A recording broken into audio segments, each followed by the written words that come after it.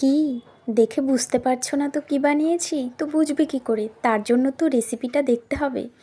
তো একটি ফ্রাইং প্যানে কিছুটা নুন দিয়ে জলটাকে ফুটতে দিয়ে আমি একটা আটিটাকে বের করে এরকম গোল গোল করে কেটে নিয়েছি।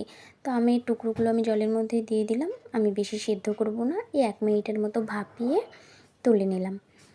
তারপর একটি ফ্রাইং প্যানে 1 কাপ চিনি আর 1 কাপ জল দিয়ে ভালো করে ফুটতে দিয়েছি। এবার 2টো এলাচ আর 2টো দারচিনি দিয়ে চিনির রসটা ভালো করে ফোটাতে হবে। চিনির রসটা যখন ঘন এবং আঠালো হয়ে যাবে ঠিক তখন আমের টুকরোগুলো একটা একটা করে চিনির রসের মধ্যে দিয়ে দিতে হবে। তারপর একটি খুন্তি দিয়ে ভালো করে উল্টে পাল্টে দিতে হবে। চিনির রস যখন আমের মধ্যে ঢুকে যাবে এবং রসটা শুকিয়ে লাল লাল হয়ে যাবে ঠিক তখনই তৈরি হয়ে যাবে আমাদের কাঁচা আমের মোরব্বা। তো আজকের রেসিপিটা তোমাদের কাছে কেমন লাগলো অবশ্যই জানিও, আর ভালো লাগলে লাইক কমেন্ট শেয়ার করে দিও। টাটা।